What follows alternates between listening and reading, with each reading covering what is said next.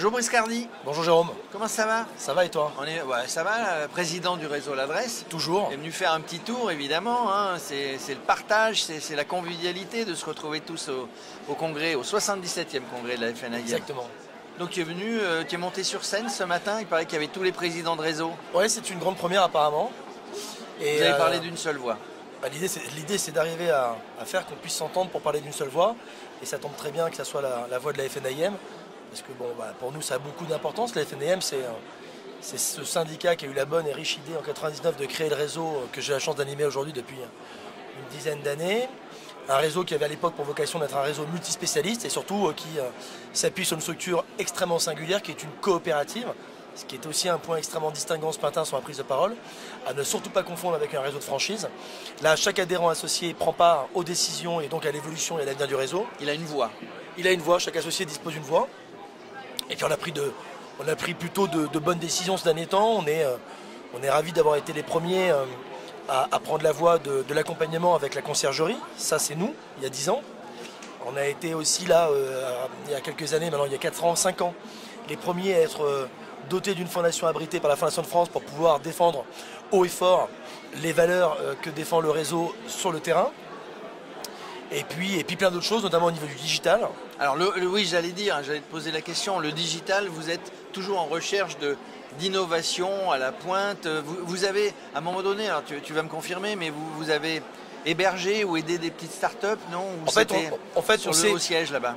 En fait, on s'est aperçu il y a quelques années maintenant, il y a presque 8 ans ou 9 ans, que tous nos partenaires historiques et les futurs et les nouveaux, bref, étaient au Salon Reims. Donc on a été le premier réseau à avoir un stand au Salon Reims. Force est de constater une fois de plus qu'on a eu plutôt le nez creux parce que beaucoup maintenant de réseaux nationaux viennent. Je reste convaincu que voilà, avec la convention et le congrès FNAIM, le Reims reste un échange, un moment d'échange et de partage qui reste incontournable. Et c'est vrai qu'on a pris un virage avec la coopérative il y a 5-6 ans, porté sur le digital. Pas à la place d'eux, mais à côté de l'humain pour pouvoir être mieux organisé, gagner du temps. Et ce temps qu'on gagne, toujours pareil, c'est le consacrer finalement dans l'intérêt de notre client final. Voilà, parce que l'intérêt, c'est l'intérêt de l'agence, mais l'intérêt de l'agence et de toi et de la COPé, c'est l'intérêt du client final. Alors des nouveautés, une convention en mars 2023 qui va annoncer plein de choses. Qui va déjà fêter les 25 ans de ce magnifique réseau que j'ai la chance d'animer depuis maintenant plus de 10 ans. Et on est en train de travailler sur pas mal de sujets, des produits annexes, connexes qui feront du bien à nos associés, qui feront du bien aussi à nos clients. Que les autres réseaux n'ont pas? Que les autres réseaux n'ont pas. Donc innovant. Vous êtes à jamais les premiers. On va être à jamais les premiers. Donc ça, on le garde au chaud, on est en train de travailler sur le support. Ça sera dévoilé le 25 mars. Il y a la société en effet Startup qui nous accompagne, qui va proposer également des nouveautés sur la partie digitale, notamment sur la partie purement prospection, terrain. Et puis plein de belles choses. Oui, c'est vrai, vous en avez parlé au moment du Reims, il y a une belle application de prospection. Ouais. Parce que la prospection, c'est la base, Brice, tu sais, dans notre métier. La prospection, c'est la base, c'est justement ce qu'il ne faut jamais arrêter de faire.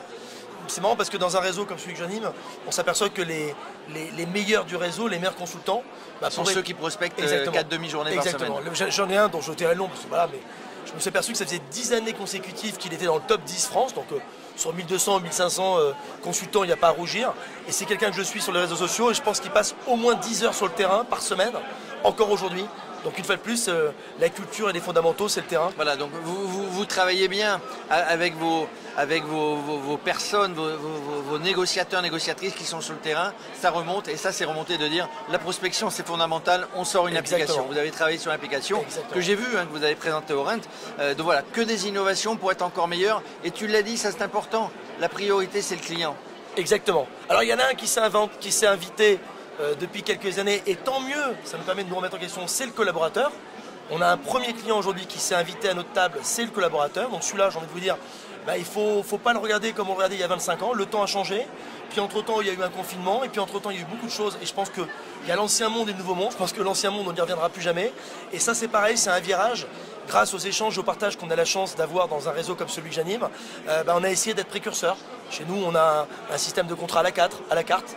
Le collaborateur choisit s'il va être en fixe plus com, en avance sur com, en statut d'indépendant.